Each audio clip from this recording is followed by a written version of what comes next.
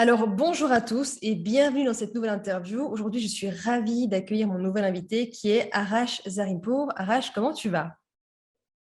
Bah, écoute, très bien, Elena, ravi d'être là et puis de pouvoir partager un peu avec toi. Écoute, on est ravis de t'accueillir aussi aujourd'hui pour cette superbe interview qu'on va faire sur les lois universelles.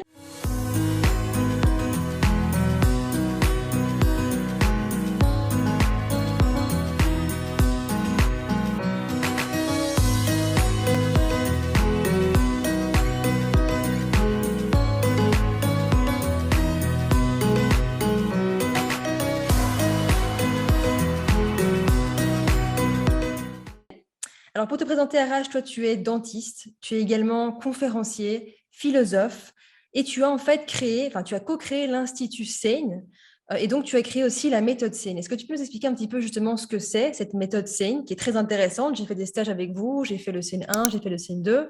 Est-ce que tu peux nous parler un petit peu de ce que c'est et comment ça fonctionne? Oui, bien sûr. SAIN, ce sont les initiales qui veulent dire système d'alignement neuro-émotionnel.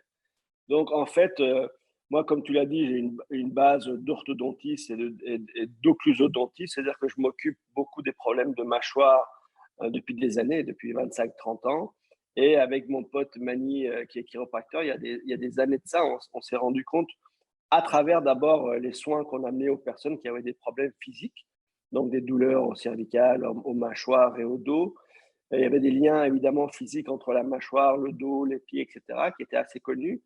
Mais il y avait quand même un problème de fond qui était le problème émotionnel. C'est-à-dire que souvent les gens, quand ils ont des émotions, ils se mettent à serrer les dents la nuit, faire du bruxisme, ce qu'on appelle de la neuroticité, hein, le terme scientifique. Et ça, tant qu'on ne soigne pas en fait de problème émotionnel, on n'arrive pas à soigner le problème physique.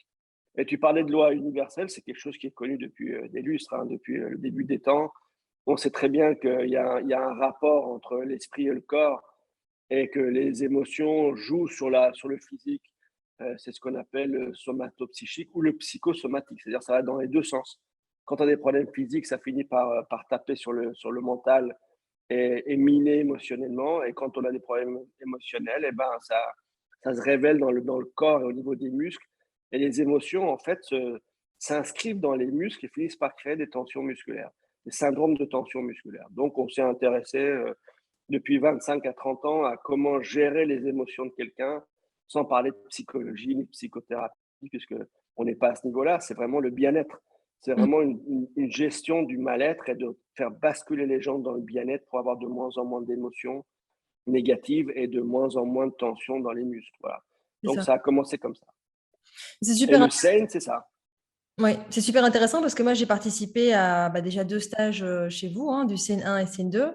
Et ce que vous expliquez, c'est que justement, il y a des personnes qui ont des personnalités, on va dire, plutôt pessimistes. Donc, on va dire qu'ils sont 70% du temps, 70% pour les Belges, du temps de mauvaise humeur, dans une énergie plutôt défaitiste, voilà, pas optimiste. Et puis, tu as des gens qui ont plutôt une énergie plutôt optimiste, plutôt positive. Et vous disiez qu'en fait, c'est justement pas quelque chose, enfin, c'est quelque chose qui se travaille en fait. C'est-à-dire qu'on peut avoir évidemment des facteurs génétiques, on peut effectivement venir d'un environnement qui est plutôt favorable pour être optimiste, mais on peut aussi changer son environnement et on peut aussi travailler ça pour devenir quelqu'un, justement en pratiquant le muscle du bien-être régulièrement tous les jours, euh, pour devenir quelqu'un justement de plus optimiste. Ça, c'est super intéressant, je trouve. Et c'est pour ça qu'on l'a appelé le muscle du bien-être, parce qu'effectivement, c'est une sorte de musculation, parce que en général, on a deux systèmes différents dans le corps. On a un système conscient et intellectuel où on peut se faire beaucoup d'idées, avoir des fantasmes et avoir des bonnes résolutions. Mais bizarrement, ces résolutions-là, dans la vie, elles ne s'inscrivent pas parce que c'est de la théorie et il y a une coupure entre le système subconscient qui est lié au corps et qui a ses propres règles, qui est comme une machine, et le système conscient, intellectuel, humain, qui imagine des choses et qui prend des décisions. Mais entre prendre des décisions théoriquement et les appliquer, il y a une grande différence. Et C'est il ça. faut passer à travers le corps pour pouvoir transformer les habitudes et la machine subconsciente et les cartes automatiques qu'on a sont des choses qui sont très bien connues au niveau des neurosciences maintenant. Et en modifiant la perception qu'a le subconscient de notre environnement, d'abord on se modifie nous-mêmes et notre comportement. Et ensuite, ce qui est intéressant, c'est qu'on s'attire l'environnement qui nous correspond en fait. Donc, c'est jamais la faute de l'environnement des uns et des autres. L'environnement qu'on a, c'est l'environnement qu'on mérite. Alors, c'est pas toujours facile à faire comprendre ça aux gens, mais en fait, quand on change de l'intérieur, et ben, l'extérieur se met à se modifier. Quand on rayonne, qu'on est positif, enthousiaste, déterminé, dans la joie, et l'environnement se met à se modifier, ou alors il nous convient plus et puis on le quitte et on change. Mhm. Mais c'est jamais la faute de l'extérieur, etc. C'est un travail intérieur à soi-même à faire. Et c'est ça qui est universel. C'est-à-dire chaque personne, en faisant l'effort et en travaillant sur soi, peut modifier d'abord sa propre perception, son corps, et ensuite, évidemment, modifier l'environnement dans lequel il baigne tous les jours. Mhm. C'est très intéressant et j'aime bien que tu utilises le terme subconscient parce qu'en fait, aujourd'hui, j'ai l'impression qu'il y a une confusion qui est faite entre l'inconscient et le subconscient. Est-ce que tu pourrais nous expliquer justement la différence entre les deux? Parce que même les hypnothérapeutes, j'ai l'impression, confondent les deux et ne savent pas forcément ce que c'est l'un et l'autre. Ouais, alors effectivement, il y a des grosses confusions. C'est pas très grave, hein, mais il y a des confusions parce que, en fait, le subconscient, il est sous la conscience. C'est-à-dire Mhm. que la conscience, c'est ce qui correspond à notre frontal ici, à notre cortex frontal, qui est la partie la plus évoluée de l'être humain, où on peut avoir une conscience de notre environnement tridimensionnel, quadridimensionnel même, et avoir une imagination, des raisons d'être, et tout ce qui fait la part de cette nous sphère, c'est-à-dire l'intellect, l'esprit humain. Le subconscient, c'est l'esprit animal, c'est-à-dire que c'est la machine limbique qui est dans une autre partie du cerveau et qui gère tous nos automatismes. Mhm. Donc, c'est subconscient parce que tu ne peux pas gérer ton système nerveux autonome, ta respiration, ta digestion. Toutes ces choses-là sont gérées automatiquement par le corps. Et en fait, 95% de ce que nous sommes et de nos opérations internes sont faites par le subconscient sans qu'on ait besoin d'y réfléchir. Mhm. Cette machine-là, en fait, elle n'est pas liée au mental. C'est-à-dire que tu ne veux pas, juste en y pensant, modifier ta digestion, modifier tes battements de cœur, modifier le fonctionnement de tes cellules. C'est hors de notre portée. C'est une machine qui travaille, on peut dire, un peu indépendamment. L'inconscient, c'est quelque chose on va plus lier à l'âme. C'est-à-dire que si on croit à l'âme humaine et à quelque chose qui nous dépasse et à laquelle on est connecté spirituellement, là, c'est carrément hors de notre conscience. Donc, c'est pas le subconscient, c'est hors conscience, c'est inconscient. Donc, le Mhm. subconscient et le conscient sont en nous, d'une certaine façon. L'inconscient, il est lié à l'âme et à quelque chose de bien plus grand qui nous dépasse. Voilà, si ça peut Ok. éclairer les gens. Donc, voilà. Donc, nous, on travaillera sur le subconscient qu'on peut modifier la machinerie et ces automatismes animaux qu'on a, qui sont un programme qui nous a été inculqué, en fait, dès qu'on est né, à travers notre éducation socio-culturelle, religieuse, l'environnement, la télé, c'est tout social, et qui nous crée des croyances, en fait, qui très souvent nous limitent parce que c'est basé sur les expériences de nos cinq sens, et on a l'impression d'avoir vécu tout avec nos pauvres cinq sens qui ne perçoivent que très peu de la véritable actualité. Et en Mhm. fait, on n'est pas du tout au courant de la véritable actualité. C'est nos filtres à nous et nos croyances qui créent une certaine machine en nous et sur laquelle on se base après, qui crée des biais, en fait, de peur, de culpabilité, de fantasmes, de regrets, et sur lesquels, ce qu'on appelle un cône du passé, sur laquelle on se base subconsciemment, donc pour réagir à notre environnement et aux événements. C'est ça. L'inconscient, lui, c'est quelque chose qui est plus éloigné, qui est lié au télos, à notre raison d'être et à notre âme. C'est ça, donc il n'y a pas de réalité absolue en fait, hein. Enfin, c'est ce que vous expliquez, c'est qu'il n'y a pas de réalité en soi absolue, si ce n'est qu'il y a des lois universelles dont on va parler, c'est super intéressant, mais en soi, on perçoit la réalité via nos cinq sens, donc la vue, l'ouïe, l'odorat, le toucher, et cinquième, je ne sais plus ce que c'est, je l'ai oublié. Et donc oui, donc c'est ça qui nous permet de capter en fait une réalité qu'on se crée, quoi. Et donc c'est vraiment intéressant, on va parler justement de loi universelle.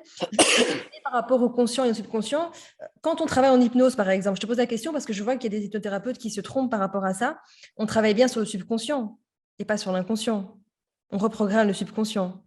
Oui, le terme exact, ce serait plutôt subconscient, sachant que l'hypnose nous emmène dans un état de ralentissement du cerveau où on est plus conscient.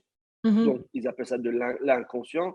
Mais en fait, oui, ça travaille plutôt sur le subconscient et cette machine automatique qui est en dessous.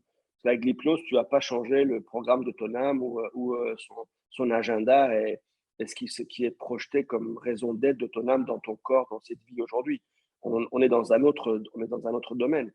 Mais oui, effectivement, on pourrait plus parler de subconscient. Alors, Le Seine, lui, il a un niveau en dessous, c'est-à-dire que nous, on va d'un système qu'on appelle en fait une vibration d'ondes bêta au niveau du cerveau, qui sont des ondes assez rapides et qui sont des ondes qui peuvent aller jusqu'à des extrêmes ultra tendus et intellectuels. Et on essaie d'emmener les gens dans ce qu'on appelle des ondes alpha, qui sont des ondes ralenties, mais où on est encore conscient. On est mhm, conscient et on prend des décisions en connaissance de cause, mais dans un état un peu plus de neutralité, de centrage, que l'oscillation émotionnelle qui est créée par les ondes bêta. Dans la matière, qui est duale, une dualité de la matière, et qu'on connaît maintenant très bien au niveau de la physique, on ne peut jamais avoir plus de positif que de négatif ou plus de négatif que de positif au niveau de la matière. Sinon, elle ne tient pas le coup et elle est déséquilibrée. Et automatiquement, la nature fait qu'elle se rééquilibre tout de suite. Et pour avoir une molécule stable, tu prends une molécule d'eau, elle est à un niveau neutre, elle a des hydrogènes positifs et de l'oxygène négatif à juste échange. Il faut deux hydrogènes et une molécule d'oxygène pour que l'ensemble arrive à zéro. Donc, ce niveau de neutralité zéro, c'est le niveau de compréhension qu'on doit avoir dans la vie. Donc, quels que soient les événements qui arrivent, qu'ils soient dans du sens positif ou du sens négatif, c'est le regard qu'on leur porte qui fait qu'on pense qu'elles sont que positives ou négatives. Mais en fait, c'est comme si tu regardais une molécule d'eau et tu avais l'impression qu'il n'y avait que d'hydrogène, ou plus d'hydrogène que d'oxygène. C'est pas possible. mhm. Donc, quand on comprend ce principe-là, on apprend, et effectivement, c'est encore une fois un apprentissage qui est difficile, à voir les deux faces de la médaille en même temps. Et c'est pour ça que nous, on a appelé ce principe la satellisation dans notre jargon, parce que, tu vois, là, il y a des images de satellites qu'on voit sur les magazines ou maintenant sur plein de réseaux, où tu vois qu'un satellite, il voit la planète Terre avec la moitié de la planète qui est dans l'ombre de la nuit et l'autre moitié de la planète qui est éclairée dans le jour. Et pour un satellite, le jour et la nuit ne sont pas des choses différentes, elles sont en même temps. Effectivement, toi, si tu habites dans une zone de la planète où il fait nuit, tu vas penser qu'il fait nuit, alors qu'une autre personne qui simultanément habite sur la même planète, à un autre endroit il fait jour, va penser qu'il fait jour. Il y en a un qui va penser qu'il fait froid, l'autre qui pensera qu'il fait chaud. Mais en fait, tout ça, c'est simultané. Sur la même planète, on a le jour et la nuit en même temps, le froid et le chaud en même temps. Donc, il y a une conservation dans la matière des opposés. Et le véritable amour, le véritable sens de la neutralité ou de la voie du milieu, on peut appeler ça en fonction de nos croyances et de nos spiritualités comme on veut, c'est de comprendre qu'il y a une simultanéité et une synchronicité entre les opposés. Et c'est ça la vraie sagesse. Donc, quels que soient les événements qui nous arrivent dans la vie, par rapport à nos croyances et à nos perceptions, on va mettre nos sens et voir une partie de la médaille et oublier que l'autre partie de la médaille est là aussi. Donc, Mhm. dans tout malheur, il y a aussi quelque part du bonheur qu'on ne voit pas parce que c'est difficile. On voit la perte, mais on ne voit pas le gain qui va avec, ou vice-versa. On a des fantasmes de gagner sans perdre, et ça n'existe pas non plus. Et on paye le prix malgré tout, parce qu'il y a toujours cet équilibre qui sera là. Mhm. Mais Mais c'est un travail, c'est un travail.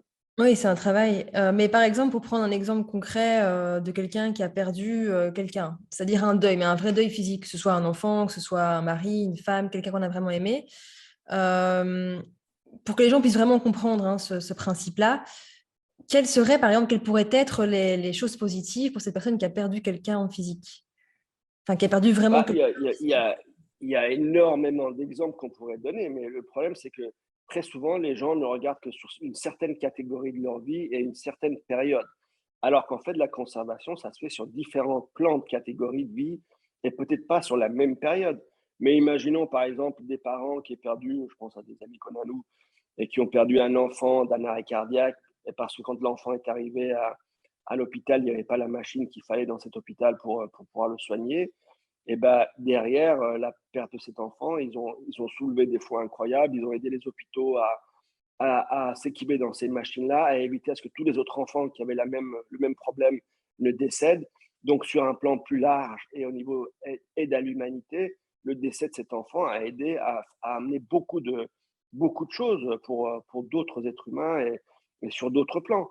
Donc, si tu regardes d'une vue satellisée et plus neutre et plus complète, tu verras que le décès d'une personne, aussi dur que ça peut être pour les proches, peut aider toute une nation, peut aider des hôpitaux, peut aider d'autres personnes, peut créer des associations spécialisées là-dedans, peut entraîner des gens dans des raisons d'être et de raisons de vivre dédiées à ces soins-là. Enfin, il peut se passer plein de choses derrière. Mhm. Donc, c'est de voir l'ensemble de ce qui se passe et pas uniquement la douleur et le malheur du moment qui est compliqué. C'est ça. Et ça me fait penser, par exemple, je connaissais des personnes comme ça qui ont perdu des proches assez récemment, hein, avec la situation actuelle. Et juste après ça, on rencontrait quelqu'un amoureusement, tu vois. Et apparemment, c'était la bonne relation voilà, qui est arrivée.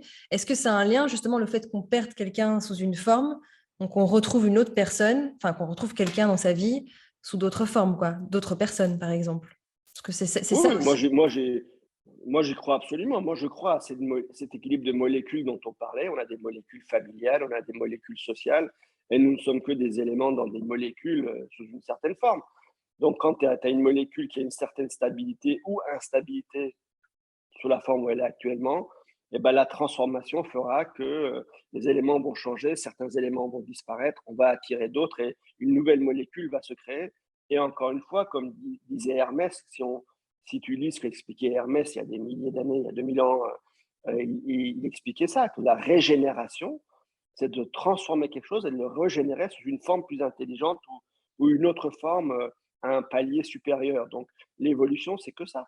Mhm. L'évolution n'est fait que de mort et de disparition et de régénération et de récapitulation sous des formes plus intelligentes, plus concentrées, plus rapides, sur un processeur plus élevé. Donc, pour passer à un nouveau processeur, il faut détruire. En fait, il faut déconstruire quelque chose pour pouvoir reconstruire. Les C'est ça. Indiens, ils appellent ça le Trimurti. Brahma qui crée, Vishnu qui maintient, Shiva qui détruit et Mhm. recommence. Donc, ce sont des cycles de vie et avoir le fantasme d'avoir quelque chose qui dure éternellement sous la même forme dans la matière, c'est impossible. Oui. Toute matière est éphémère, donc elle est vouée à disparaître sous une certaine forme. Mais comme il y a de la transformation et la matière reste, elle va être de nouveau utilisée sous une nouvelle forme pour recréer un plus haut niveau d'intelligence, c'est tout. C'est ça. Et ça, on est sûr, c'est vraiment des lois universelles, c'est le genre de choses pour lesquelles on est sûr et pour lesquelles c'est pas une question justement de sa propre vérité. C'est vraiment des choses qui sont inscrites, quoi. Ah oui, aujourd'hui, c'est inscrit c'est des lois de l'entropie, par exemple, et de la négantropie. Ce sont des lois physiques qu'on voit tous les jours. Et ce que racontaient des maîtres de sagesse ou des prophètes ou des poètes il y a 2000 ans, aujourd'hui, on l'a en neurosciences, on l'a en physique des particules. Et plus ça passera, plus on continuera à prouver que ces lois universelles ne tombaient pas du ciel. C'est quelque chose qui est lié à l'expérience et à l'évidence à une certaine époque, parce que les gens voyaient la chose se répéter de génération en génération, donc ça devenait une sorte de loi universelle qui était enseignée de bouche à oreille, un peu de façon hermétique. Aujourd'hui, voilà, au niveau physique, il suffit scientifiquement de travailler dessus ou de se renseigner et on voit comment ça fonctionne. Mhm. Super. Alors, il y avait une chose qui m'avait marqué quand j'avais participé au CN2 à Paris, c'était que enfin, tu expliquais que quelque part, il n'y avait pas de mal et pas de bien. C'est-à-dire que le bien et le mal, choses pour lesquelles finalement la société se bat, hein, quelque part pour la cause du bien et la cause du mal, toi, tu expliquais que ça n'existe pas réellement. C'est super intéressant. Et je t'ai même posé la question, donc tuer, c'est pas mal alors en soi. Si on tue quelqu'un, est-ce que c'est mal ou pas? Est-ce que tu peux nous expliquer un petit peu justement ce concept de bien ou de mal et du fait qu'il n'y en ait pas en fait?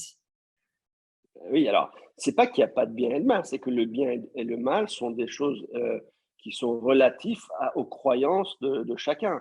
Donc, c'est quelque chose qu'on appelle l'éthos. Aristote, il appelle ça l'éthos. L'éthique, si tu veux, c'est quelque chose qui est dépendant d'une société. Alors, la morale dépend de la société et l'éthique, c'est quelque chose de personnel. Donc, ce que nous, on perçoit comme bien ou mal, c'est quelque chose qui est ancré dans notre culture et dans nos croyances, mais qui n'est absolument pas peut-être la même croyance qu'à un autre peuple à l'autre bout de la planète, pour qui ce que nous pensons de bien semblera mal. Il faut voir juste entre certaines religions, hein, les conflits que ça crée, ou ce que nous, on pense mal, ils vont penser que c'est bien, etc. Donc, le bien et le mal est quelque chose de complètement relatif. Donc, sous une forme de neutralité totale, ça n'existe pas, puisque ce sont des étiquettes qu'on met. Donc, après, dans une société, quand on vit ensemble, évidemment, il y a des règles qui sont établies en fonction des habitudes de la société, de la culture, etc. Et ce sont des règles que les uns et les autres suivent parce qu'on est dans une société, on doit suivre les règles de la société. Ça, il y a pas débat là-dessus. Donc, tuer pour tuer, évidemment, c'est un acte barbare et qui n'a aucun sens et qui n'est pas lié à l'amour. Mais si idéalement tous les gens vivaient dans un amour inconditionnel, personne n'aurait besoin de tuer son voisin par émotion ou par rage ou par haine ou par vengeance, etc.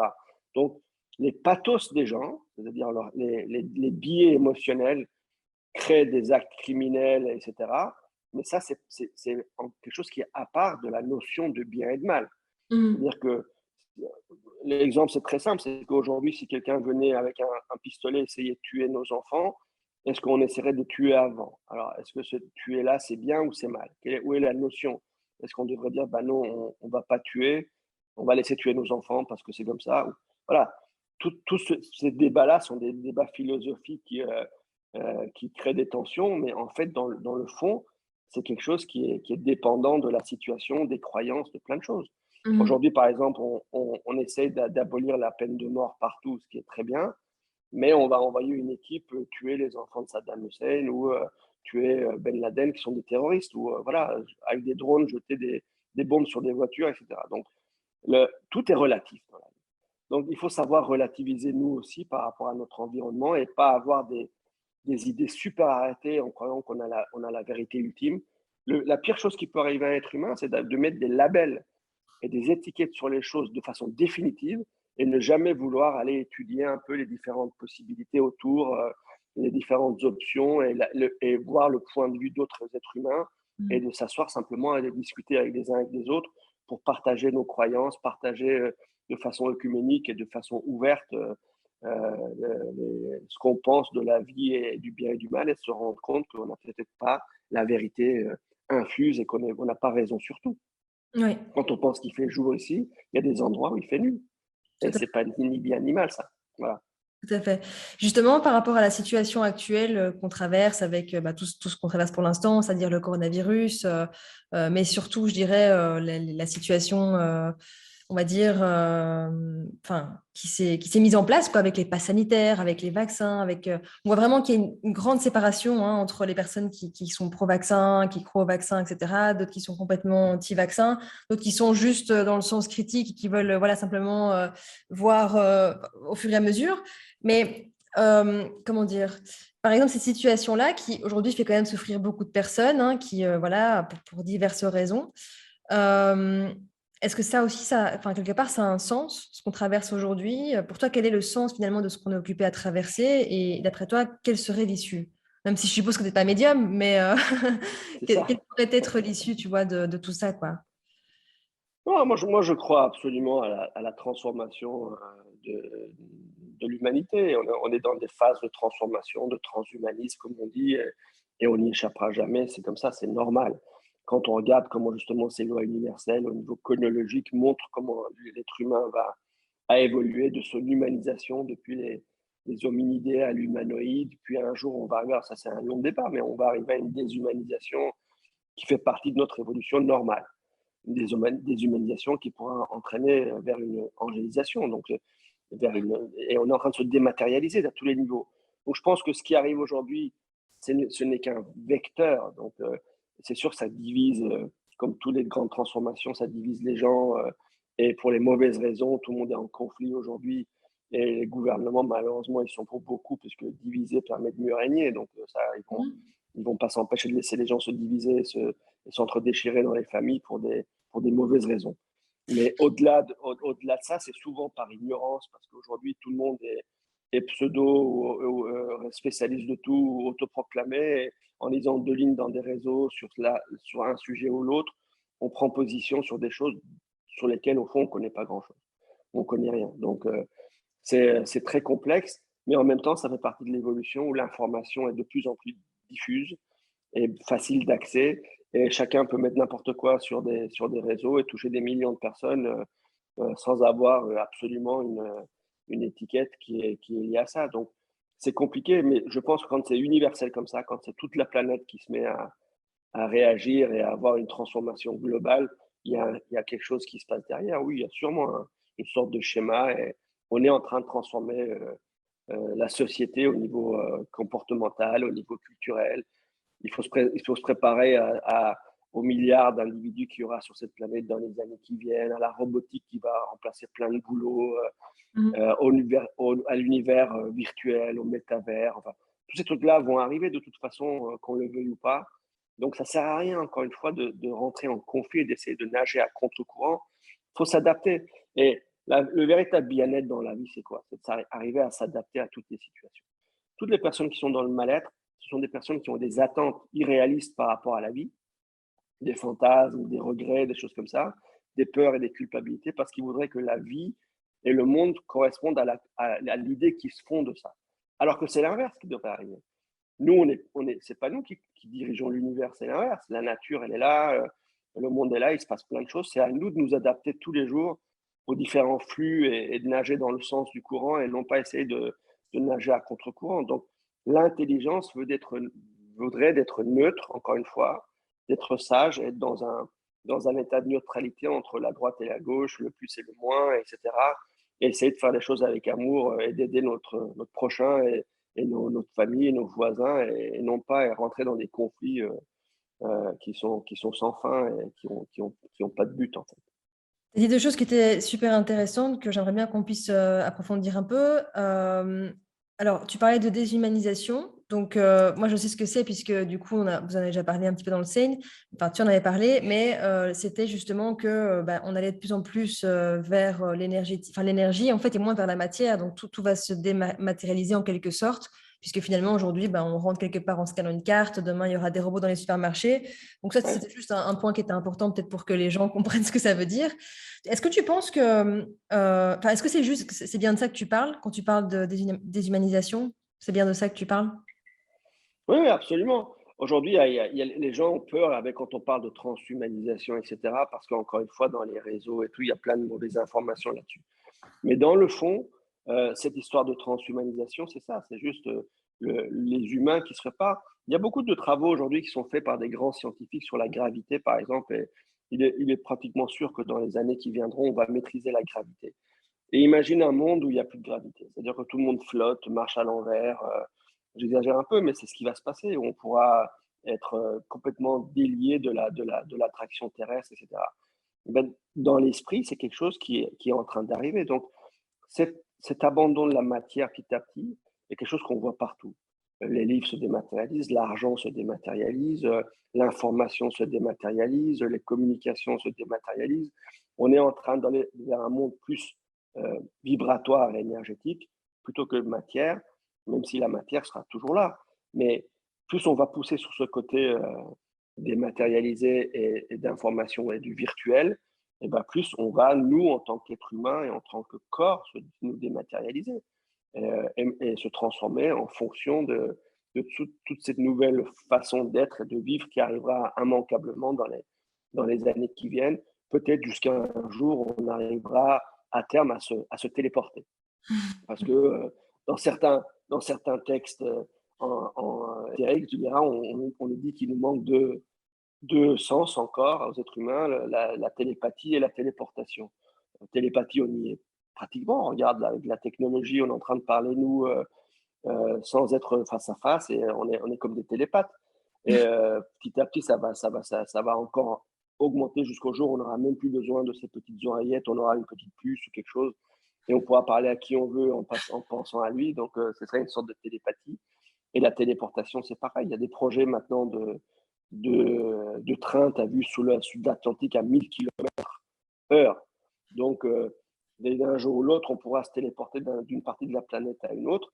Mais si on voulait vraiment se téléporter, il faudrait se débarrasser de nos corps, devenir que lumière pour pouvoir, comme une information vibratoire, qu'est le téléphone ou l'image, aujourd'hui, être des 1 et des 0 et se rematérialiser à un autre endroit. Donc, ce sera une sorte de disparition du corps humain peut-être à terme. Et oui, ça, c'est possible. Et justement, par rapport à ça, je sais que c'est un débat, on rentre dans le vif du sujet, mais tu vois, aujourd'hui, donc avec ce qui se passe, certaines personnes vont penser que la pandémie, quelque part, c'est un petit peu c'est un instrument, mais c'est pas le vrai truc, quoi. C'est-à-dire qu'il y a des idées par rapport à ça. Alors directement, on parle de complotisme quand c'est ça.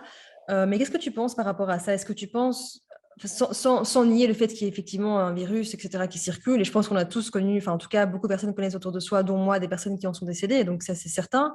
Mais au-delà de ça, est-ce que tu penses que... Parce que c'est difficile de savoir quoi croire au final, parce que tu vois, tu as les informations qui vont dire quelque chose. Tu as des personnes, par exemple, moi j'ai des clients qui vont me dire il n'y a personne qui est contaminé, par exemple, à l'hôpital, qui sont infirmiers, par exemple, qui sont en milieu hospitalier.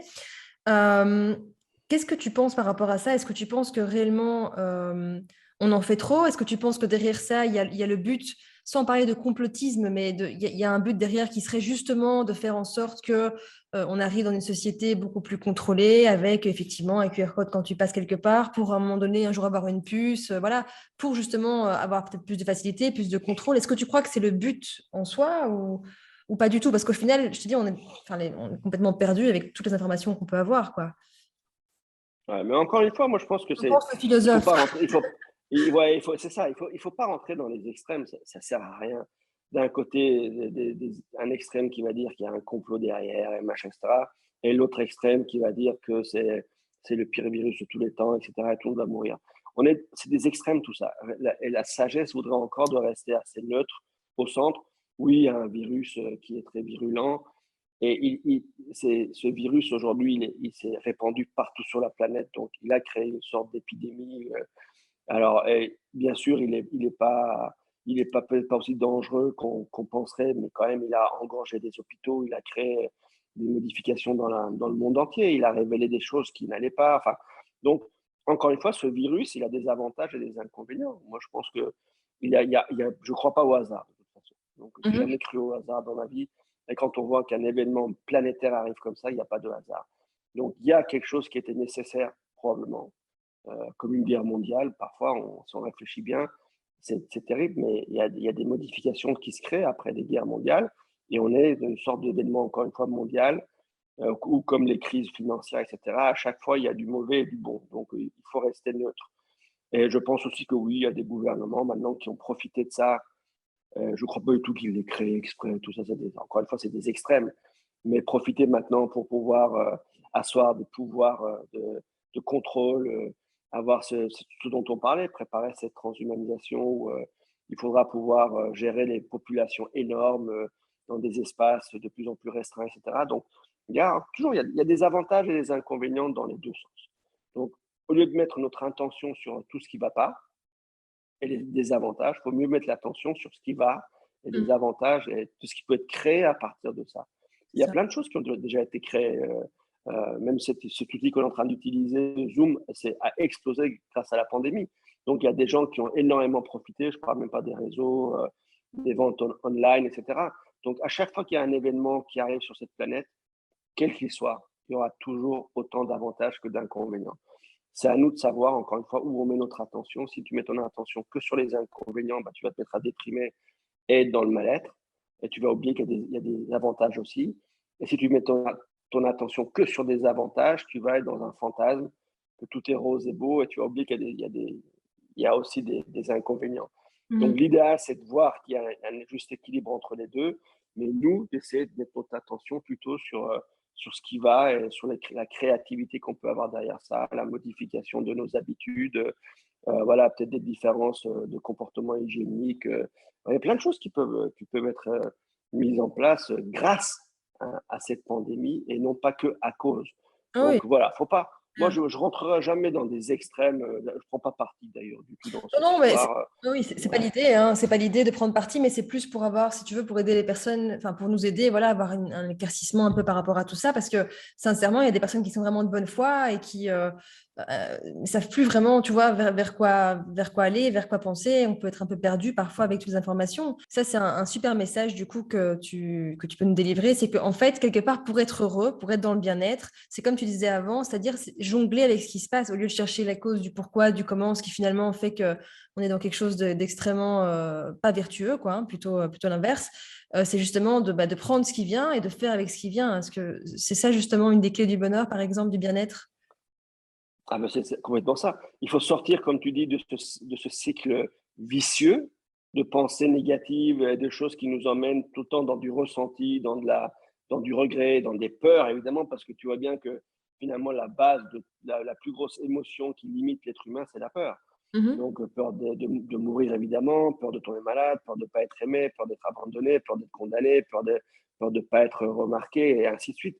Donc, toutes les peurs qu'on a créées dans cette société, en fait, nous éloignent de nous-mêmes, nous éloignent de notre centre et on se met à réagir par rapport à l'environnement et ce qui pourrait arriver alors que c'est pas du tout le cas, c'est pas arrivé, c'est une peur sur le futur et qui nous éloigne de notre centre plutôt que de mettre de l'attention, en fait, pour être dans le bien-être sur la joie, l'enthousiasme, nos projets et ce qui nous va nous garder en fait dans le bien-être. Donc c'est un travail, c'est pour ça que nous on appelle ça un muscle.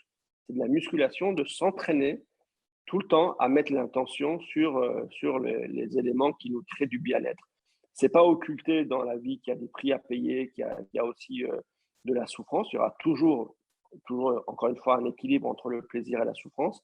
Mais dans ce cas-là, choisissons déjà ce pourquoi on veut payer un prix, l'effort qu'on veut faire et mettre l'attention sur les choses qui nous touchent et qui nous inspirent plutôt que sur des choses qui nous créent de la peur.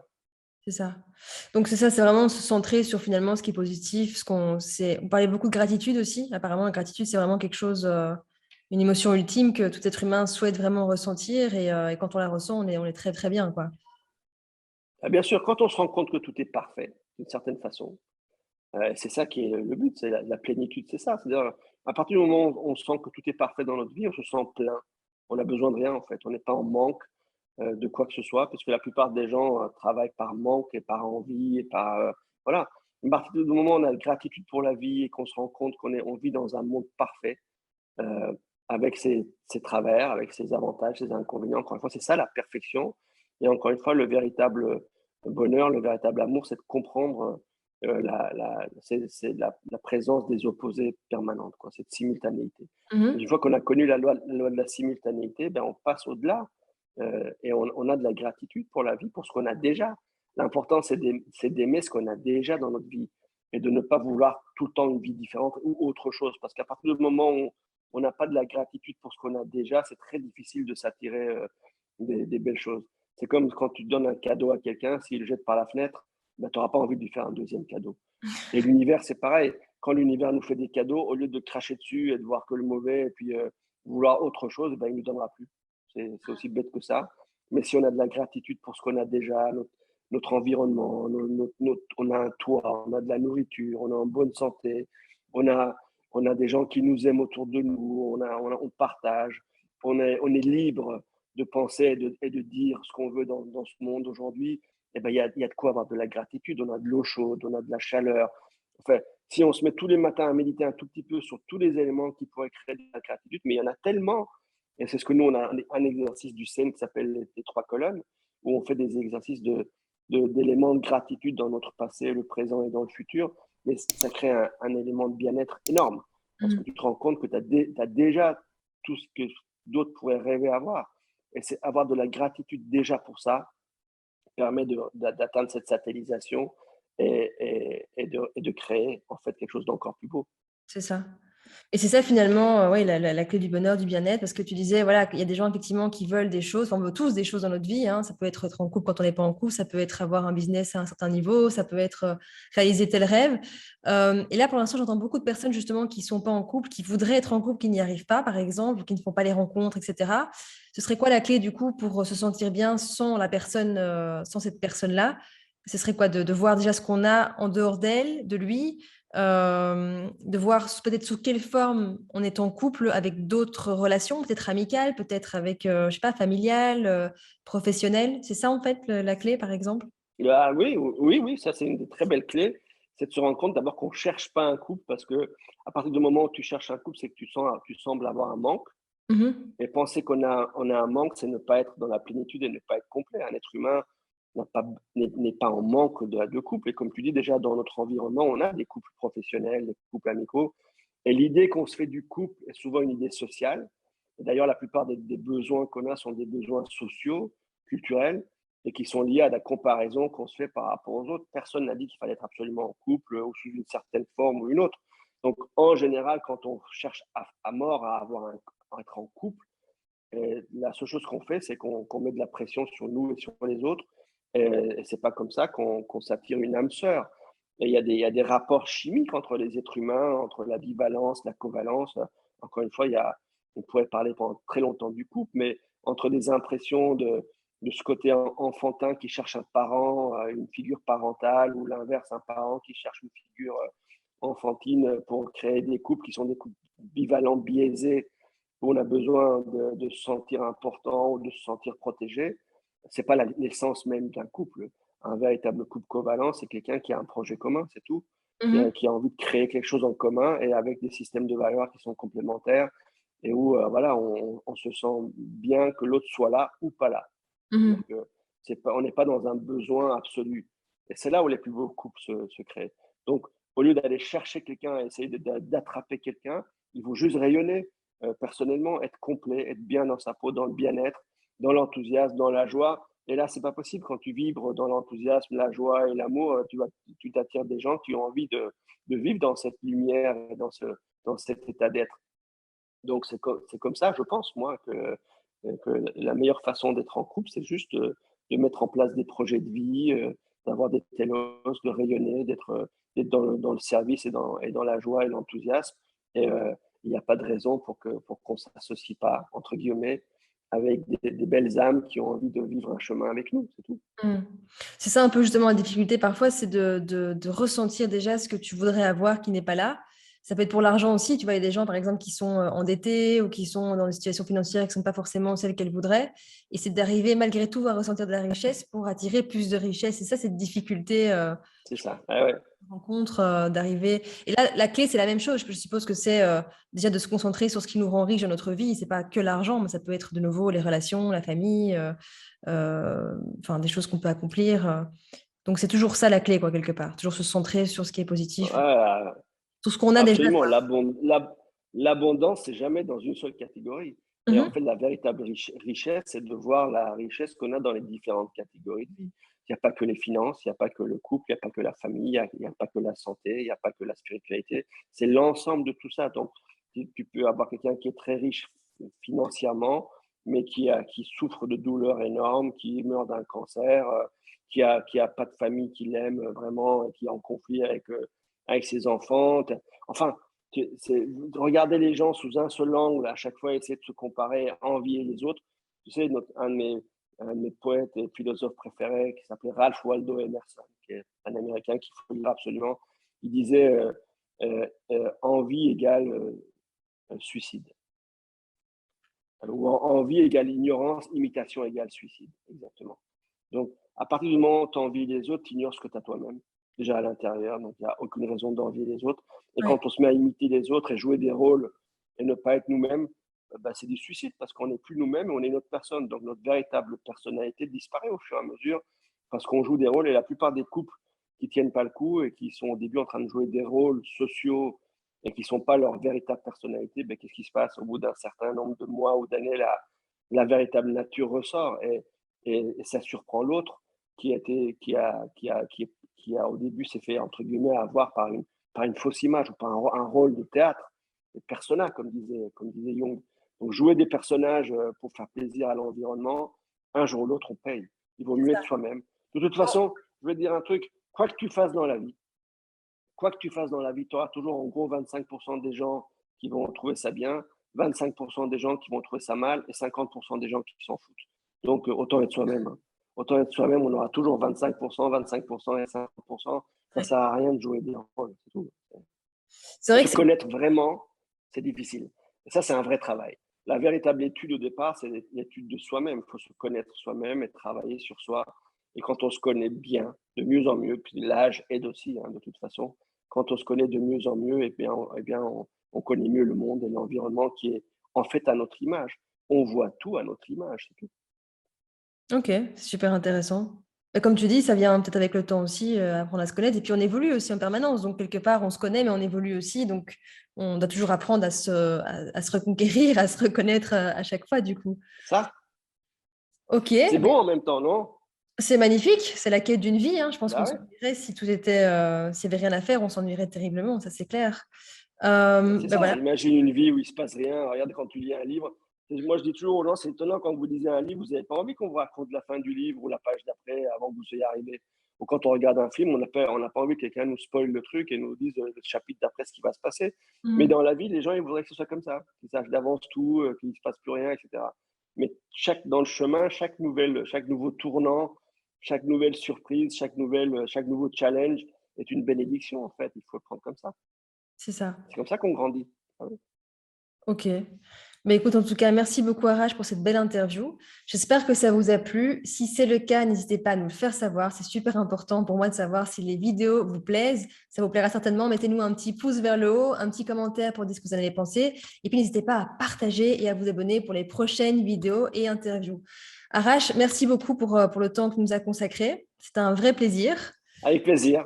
Et j'espère à très Plaisir bientôt. partagé, merci. Pour Oui, une avec nouvelle grand plaisir, interview. Elena. À la prochaine. Moi, Salut. je mets un pouce, moi. Allez, Salut, parfait. bye bye. Salut, ciao, ciao.